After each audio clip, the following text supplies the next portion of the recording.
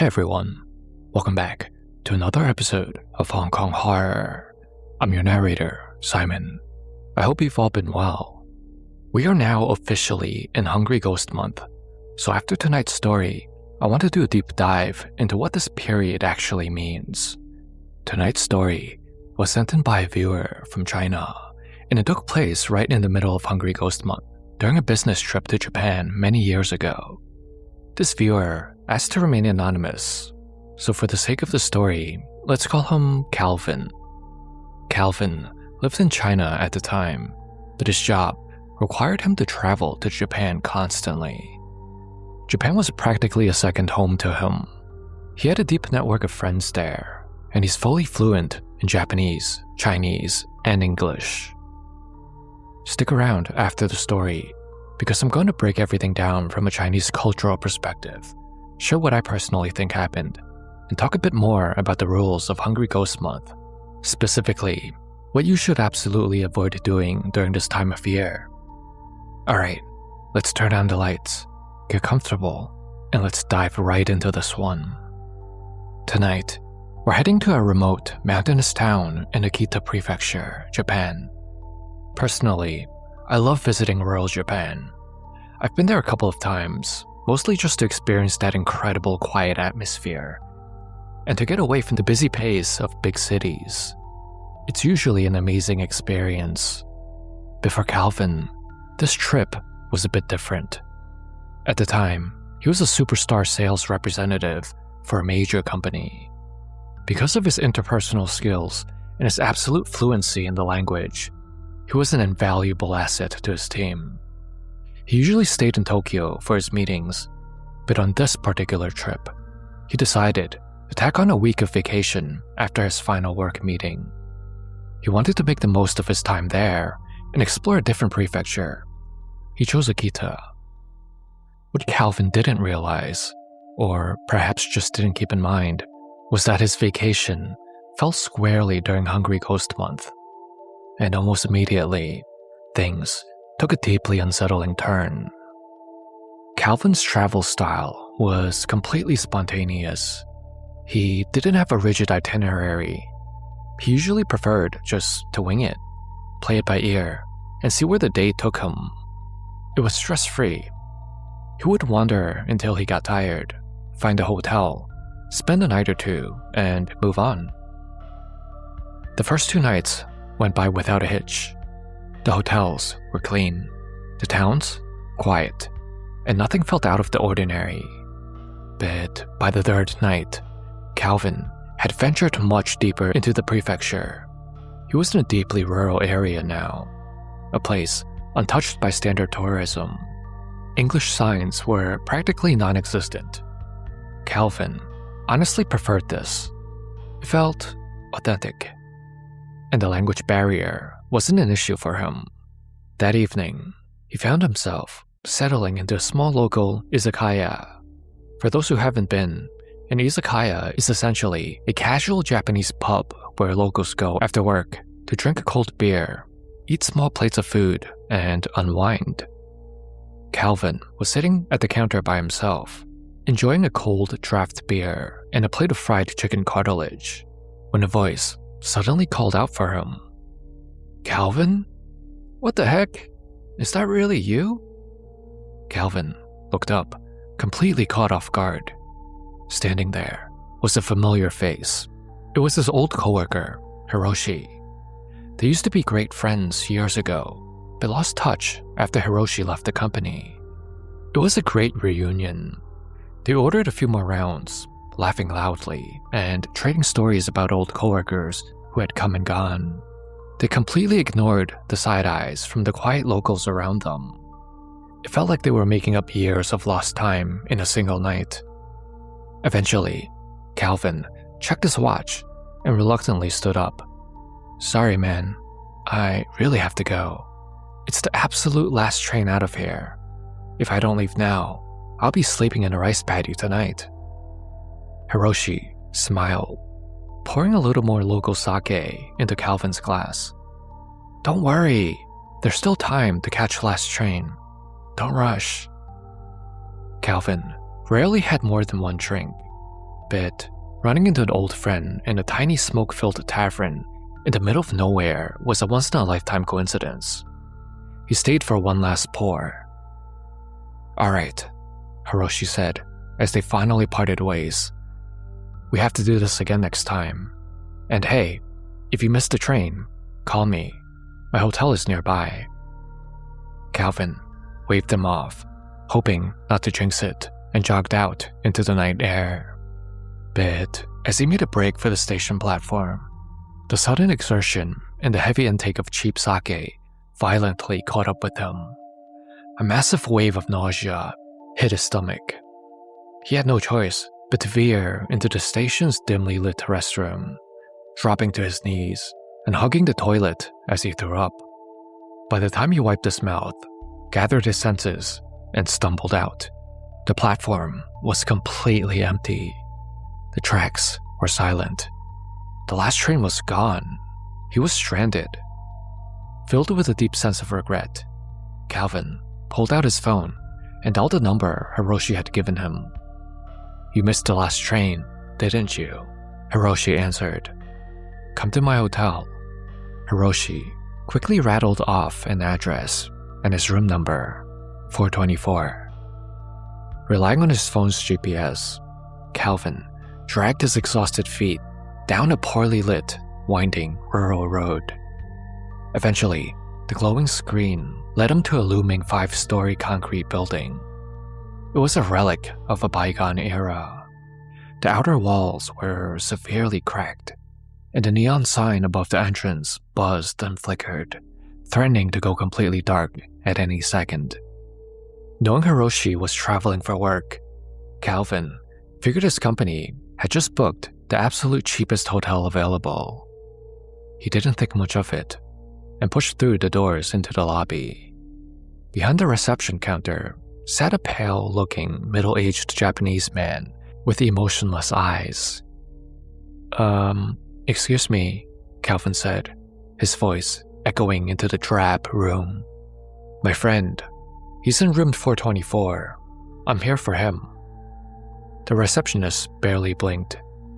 "Oh, right. He left instructions. Here's the key. Head straight upstairs." Calvin took the worn key, stepped into the creaking metallic elevator, and rode it to the 4th floor. He walked down the quiet hallway to room 424 and knocked. Silence. Figuring Hiroshi had finally passed out from the alcohol, Calvin used the key and pushed the door open. The room was pitch black. When he flicked on the light, he saw a standard, dreary layout. A double bed, a small desk, a heavy TV box, and a wooden wardrobe. But Hiroshi was not there. As Calvin stepped fully into the room, a bizarre and heavy odor hit him in the back of his throat. It was a thick and metallic smell. It smelled faintly of spoiled meat and damp earth.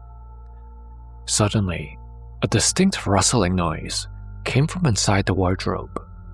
Calvin jumped, adrenaline spiking. He instinctively grabbed the wooden handles and yanked the doors open. It was completely empty, but as he stared into the hollow space, a secondary realization hit him, one that was far more unnerving than the weird noise. Hiroshi was supposed to be on a business trip, but there wasn't a single piece of luggage in the room. No suitcase, no jacket, no shoes, nothing. Confused, Calvin sat on the edge of the bed. He waited for 30 minutes, dialing Hiroshi's number over and over, only for it to go straight to voicemail. Exhausted and feeling the lingering effects of the alcohol, he finally gave up and decided to lie down. But the moment the back of his head hit the pillow, he noticed something incredibly strange.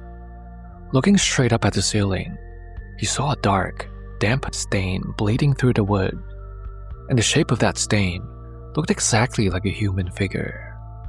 Instead of running, an unnatural, almost hypnotic curiosity washed over him. Calvin stood up on the mattress. He reached out and pressed his hand against the stained wood. It gave way. The wooden panel was slidable. With a gentle push, it popped open, revealing a pitch-black attic crawl space above the room. The moment the seal broke, a horrific, suffocating stench of decay flooded the bedroom. Calvin gagged, his eyes watering. He pulled out his phone, turned on the flashlight, and shined the beam directly into the dark void. He was paralyzed with shock. In the split second, the harsh white light lit up the space. He saw it. Lying right there in the dark was a rotting human corpse, practically vibrating with a swarm of pale white maggots. Help! Help! Calvin screamed. He lost his footing, crashing hard onto the floor. Scrambling frantically, he tore out of the room and dashed madly down the stairwell, desperate to reach the receptionist. But when he burst through those stairwell doors into the lobby, the entire place was completely different. The heavy glass doors, the windows, the reception counter, everything was buried under thick gray cobwebs, dust, and debris. The air was freezing. It didn't look like an operating hotel anymore. It looked abandoned. Calvin completely broke down. How could a front desk, which had a living, breathing person sitting behind it just a few minutes ago, suddenly look like this? Was he hallucinating? Yes, he had a few drinks, but he was by no means drunk. But now, the nightmare escalated. From the concrete walls on both sides of him, translucent human figures began slowly emerging. They peeled themselves out of the walls. Men and women dressed in outdated office attire. They were walking around the abandoned lobby, going through the motions of checking in and walking around, completely ignoring him, as if absolutely nothing was wrong. Before Calvin could even process the impossible scene in front of him, a terrifying clicking sound echoed from the stairwell behind him. The only way Calvin could describe what he saw next was a spider-like woman. She was slowly crawling down the steps. She had disproportionately long arms and legs. Her pale face was entirely hidden behind a curtain of disheveled black hair, and her long torso was encased in thick, coarse, dark hair. As she descended, she let out a grotesque, moaning sound. Calvin was frozen in fear, completely unable to move a muscle. Just then, a violent banging erupted from the rusted front doors. "Is anyone in there?" a voice shouted. The spell broke. "Help me! Help!" Calvin roared. Two local police officers shattered the rusted lock and ran inside, sweeping the ruined lobby with heavy flashlights. "Calm down, sir. Calm down," the older officer yelled. "You're the only one here. There's no one else." Calvin sobbed hysterically, pointing frantically at the walls. The gray figures were still standing there, but the police couldn't see a single thing. Due to his frantic, hysterical state, the officers physically detained him and dragged him out into the night air. Later, after taking his statement at the station and letting him calm down for a bit, they sent a team to investigate room 424. They reported back an hour later. There was absolutely no body in that ceiling. It turned out, an elderly neighbor who lived down the road had seen Calvin wandering onto the property and immediately called the cops. That specific hotel had gone bankrupt and permanently closed its doors over a decade ago. However, over the years, the abandoned concrete shell became a hazard. Drunks and homeless people would frequently wander inside to escape the elements. The unfortunate ones would sometimes choke to death on their own vomit in the dark or suffer fatal heart attacks from the freezing temperatures. Because of its dark history, whenever the locals saw someone break in, they would immediately call the police, praying that they could prevent another body from being added to the building's death count. Calvin's scary encounter was officially closed as just another drunk tourist causing a disturbance. Traumatized and desperate to leave, he boarded the very first train back to the city the next morning. Sitting in a seat, he watched the rural landscape blur by. Calvin pulled out his phone. He needed to call Hiroshi. He needed to know what in the world had happened last night. He opened his call history to redial the number from when he was stranded at that station last night. But his call log was completely empty. There was no record of a call to Hiroshi at all.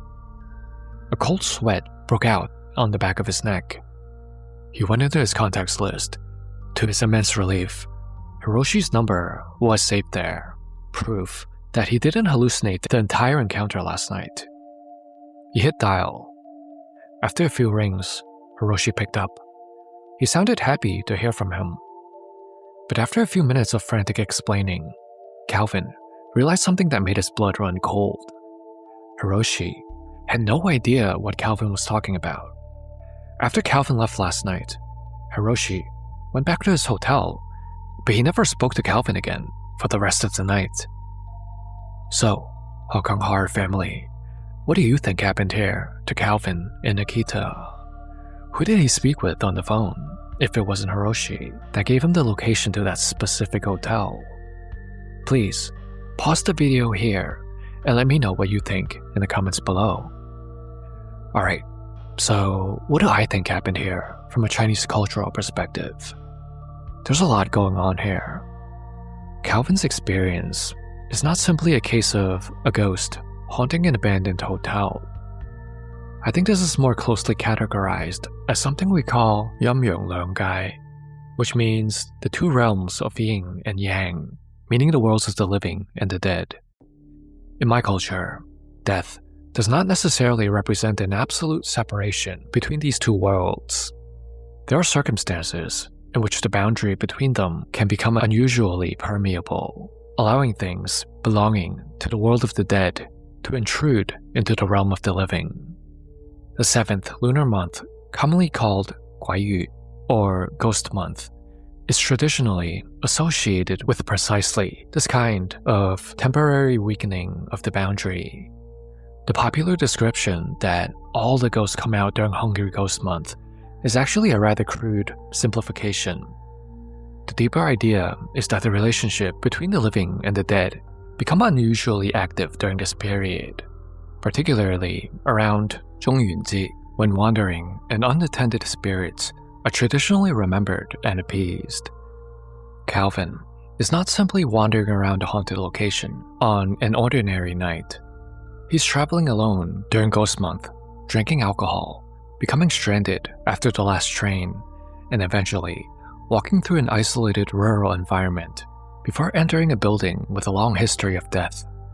Within traditional Chinese cosmology, these details would reinforce one another.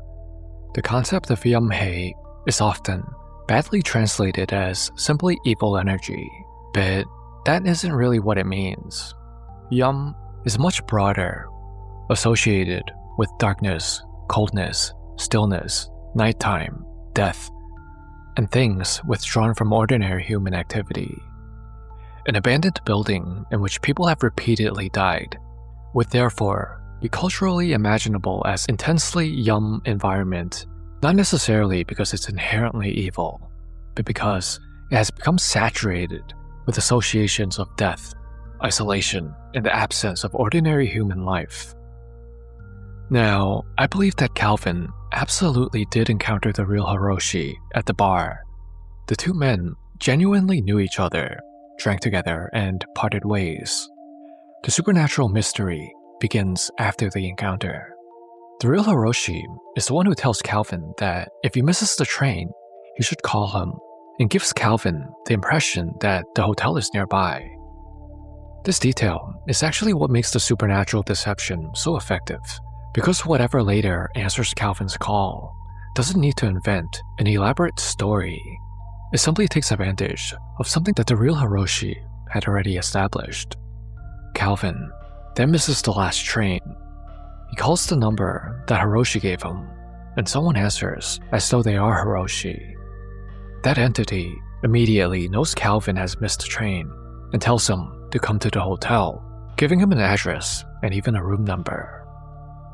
I believe this as a possible case of a supernatural entity borrowing the identity of someone familiar to the victim.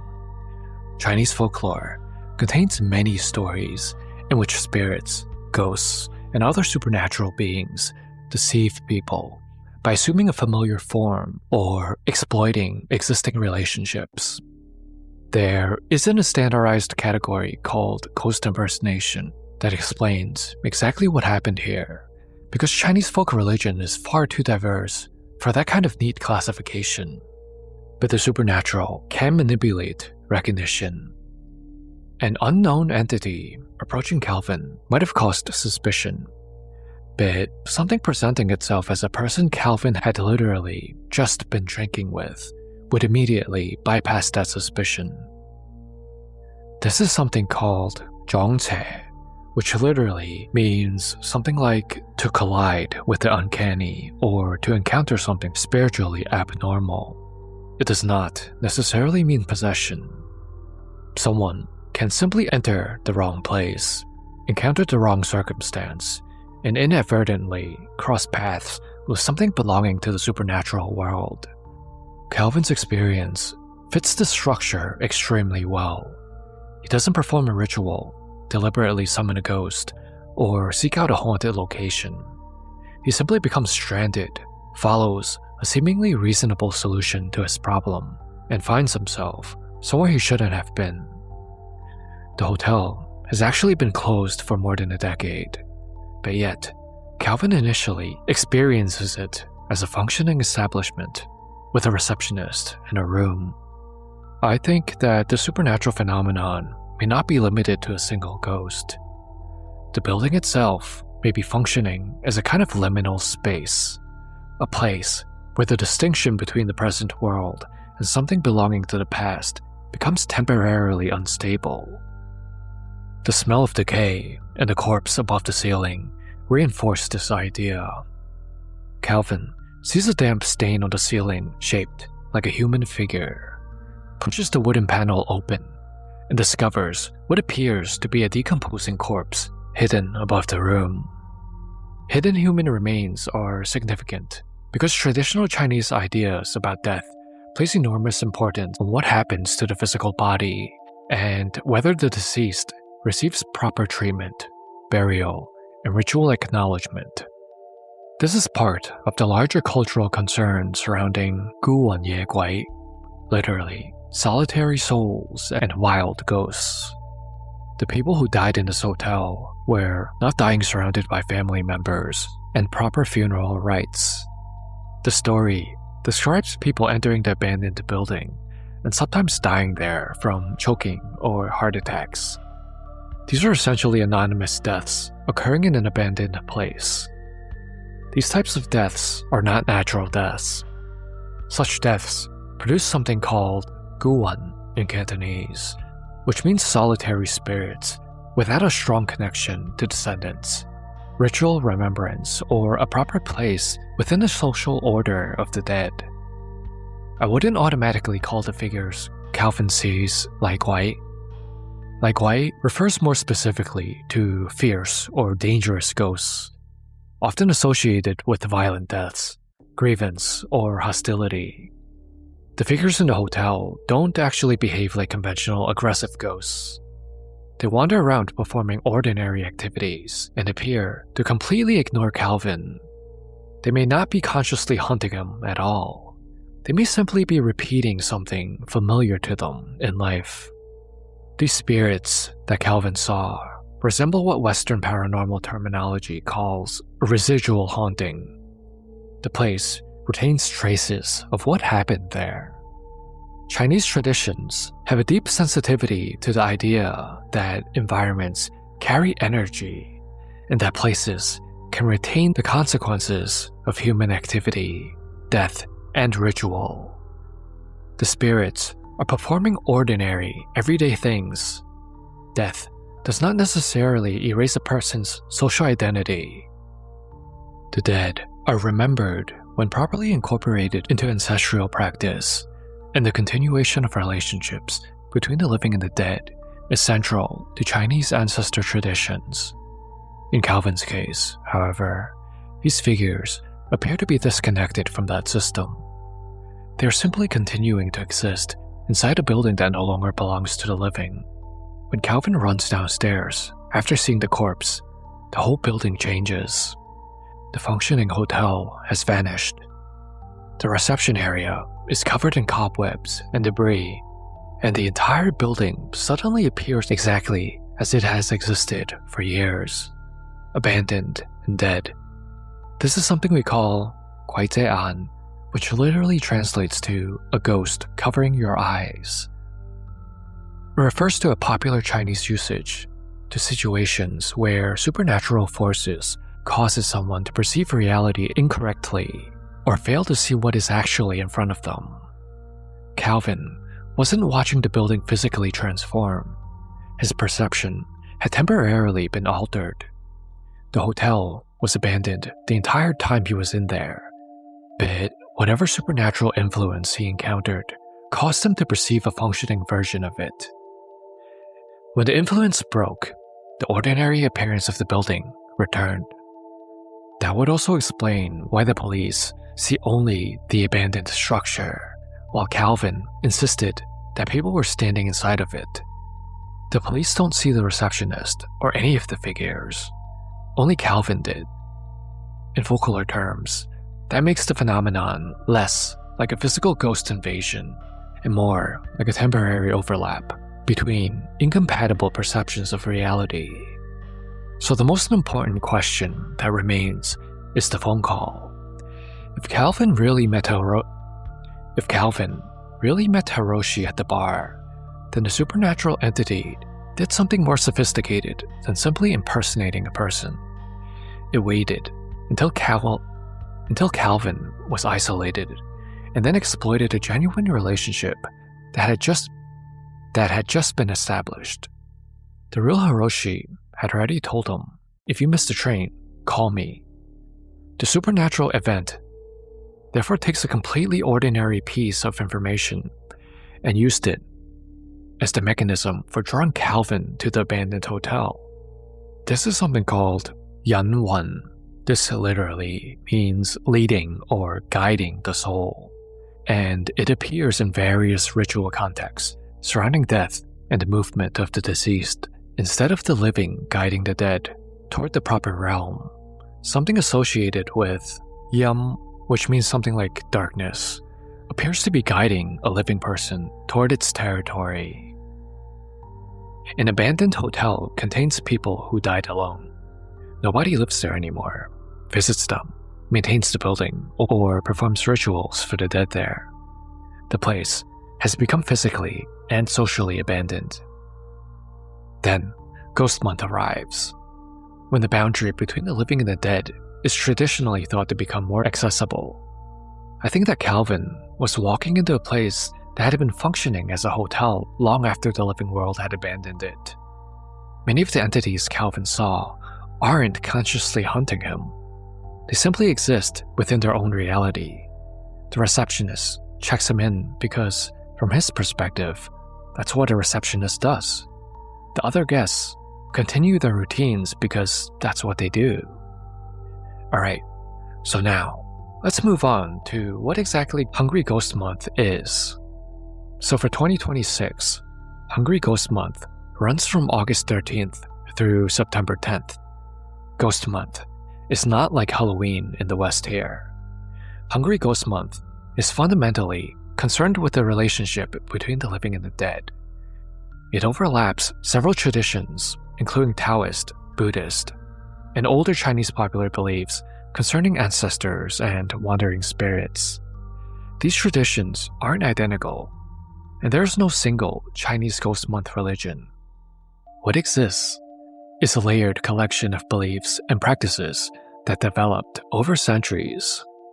The most important idea behind the month between the living world and the spirit world is temporarily more accessible. This is often expressed through the imagery of the Kuai Moon, the Ghost Gate, opening at the beginning of the 7th lunar month. Spirits that would normally remain in the realm of the dead are thought to have greater access to the human world, and the month eventually culminates in Zhongyunji, which is when offerings and rituals are performed for ancestors, as well as spirits who have no descendants to care for them. This last part is extremely important because the word hungry in Hungry Ghost can make the tradition sound as though they are simply starving monsters looking for food. The Chinese concept is more complicated. The Buddhist term Guai refers to hungry ghosts, beings characterized by insatiable desire and suffering. But the broader Chinese Ghost Month tradition also concerns Guan Ye Guai, solitary or unattached spirits, including the dead who have nobody to remember them or provide offerings. The idea of feeding these beings is therefore not merely an attempt to keep monsters from attacking you. It also reflects a profoundly social idea. Even the dead who have nobody should not simply be forgotten. This is why you will see food, incense, and joss paper offered during this period. The living are symbolically extending hospitality to beings who exist outside ordinary human society. In some traditions, this develops into Poudo, which literally means something like universal deliverance, where offerings are made broadly for wandering or unattended spirits rather than exclusively for one's own ancestors. And that explains one of the most important rules of Ghost Month. Don't interfere with someone else's offerings. If you see food, incense, candles, or joss paper placed along a roadside, outside a building, near a tree, or at another designated location, don't kick it, step over it carelessly, move it, or take anything from it. This is not garbage sitting on a pavement. Somebody has deliberately placed that stuff there for the dead. Disturbing it isn't merely disrespectful to the person who put it there. It can be understood as disturbing the supernatural recipients of the offering. The deeper rule is don't interfere with the relationship between the living and the dead. The same principle explains why picking up money from the street becomes taboo during Ghost Month. One common folk belief is that the money found on the ground may be associated with an offering or ritual transaction involving spirits. In some communities, it may be understood metaphorically as something that has already been dedicated to the dead. Taking it home with you, therefore, creates an unwanted connection between yourself and whatever the money was intended for. There's an even darker version of this idea in some traditions, where money on the road can function almost like bait or a supernatural transaction. You don't know where it came from, who it belongs to, or what spiritual relationship may be attached to it. One of the most famous taboos is swimming, particularly alone or at night. The traditional explanation involves 水鬼, water ghosts, often understood as drowned spirits that seek another person to replace them. The folklore says that a drowning victim's spirit may attempt to pull another living person into the water so that someone else takes their place. The belief is particularly associated with rivers, lakes, beaches, and the sea during Ghost Month. The same logic applies to the general warning against staying out very late at night. Many Chinese communities have the belief that people should avoid wandering alone after dark during Ghost Month, particularly in isolated areas, cemeteries, forests, abandoned buildings, or near bodies of water. Another famous prohibition concerns whistling at night. The popular explanation is that whistling can attract the attention of wandering spirits. But there's a more interesting cultural interpretation. Sound carries unusually far. A whistle is sharp, human, and easily recognizable across a dark landscape. Spirits are believed to be most active after dark, so deliberately producing a distinctive signal could be interpreted as essentially announcing your presence. So the superstition becomes, don't announce yourself unnecessarily to things you cannot see. Another famous taboo concerns hanging clothes outside at night. We believe that wandering spirits may mistake clothing for a body, try to wear it, or leave some form of spiritual contamination behind. To us, clothes aren't just fabric. They belong to a particular person and are associated with that person's physical presence. An empty set of human clothes hanging in the dark can therefore become an almost perfect symbolic substitute for a person. There's also a famous warning about not turning around when someone calls your name from behind at night. The idea is that you may hear your name called by something that isn't actually a living person. Turning around could establish contact with it. This is closely related to the broader cultural fear of accidentally acknowledging something supernatural. So in general, don't deliberately attract attention to yourself during this time. During Ghost Month, people may avoid shouting into the darkness, whistling, making jokes about ghosts, pretending to be ghosts, or deliberately provoking supernatural forces. Some Chinese communities specifically warn against pretending to be a ghost or trying to scare people during this time period because of the idea that you might attract unwanted spiritual attention. There's also a traditional warning about patting somebody on the shoulder during Ghost Month, especially unexpectedly from behind. In Chinese folk belief, the human body is protected by Sanbafo, the three flames, traditionally imagined as one above the head and one above each shoulder. These flames represent a person's vital protective force. Tradition says that abruptly patting or touching the shoulders can weaken these protective flames, making a person more vulnerable to spiritual influence. There's also a taboo against major life events during Ghost Month. Traditionally, many Chinese families avoid getting married, moving into a new home, starting a new business, or making other major transactions during this time. The deeper concept is auspicious timing. Chinese traditional culture places enormous importance on choosing the perfect moment for major events. Marriage, moving houses, and beginning a business are all acts of establishing a new phase of life. Ghost Month, by contrast, is associated with death, ancestors, wandering spirits, and the temporary opening of the boundary between the worlds. Symbolically, it's therefore considered an inappropriate time to begin something that you should want to establish firmly in the world of the living. In other words, you're trying to create a new beginning during a time culturally associated with the dead. The same logic can extend to moving houses. We believe that moving during Ghost Month could allow unwanted spirits to follow you to a new residence, but underneath that supernatural explanation is a deeper Chinese cultural concern. 居所, the home as a spiritually significant space. You don't want to establish your family's new living environment during a period culturally associated with wandering spirits. This is why you will sometimes hear warnings about renovating or making excessive noise during Ghost Month. Some folk traditions hold that disturbing the physical environment can disturb spirits occupying or passing through the area. Historical discussions of Ghost Month taboos include avoiding certain construction and renovation activities. There are even more unusual taboos, such as avoiding sitting in the front row of movie theaters, or traditional outdoor performances. The front seats may be deliberately left empty for supernatural guests. The performers and audience members know what those empty chairs signify. The dead aren't always imagined as hiding in cemeteries.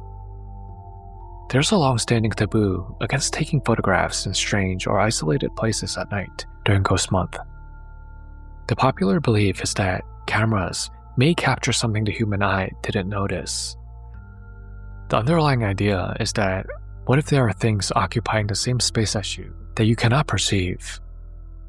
So, in short, here are a list of all the major rules that you should follow during Ghost Month. Don't draw unnecessary attention to yourself. Don't disturb offerings. Don't enter spaces associated with death without reason. Don't interfere with the dead. Don't take what has been dedicated to them.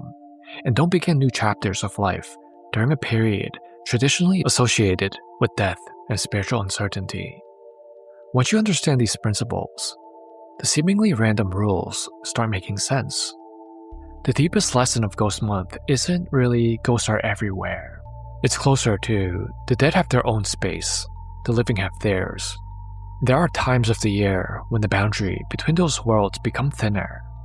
During this period, traditional culture teaches us to move carefully, show respect, avoid unnecessary contact, and above all, not to invite attention from something you cannot see. Also, I know that many people like hanging cute stuffed animals or anime keychains to our bags when we go out. I would advise to take these off when you go out during this time. Dolls, plush toys, figurines, and other human-like objects can potentially become a place for a wandering spirit to attach itself to. Now, the reason isn't necessarily that a doll hanging from a backpack is inherently dangerous. It's more that you're carrying it with you everywhere. If a spirit did attach itself to that object, you wouldn't simply be leaving the object at home. You would be carrying that potential supernatural attachment around with you. Thank you, Hong Kong Horror family, for making it all the way to the end of this week's video. I hope you all enjoyed this one. Please, stay safe this Hungry Ghost Month. Free audio post-production by alphonic.com.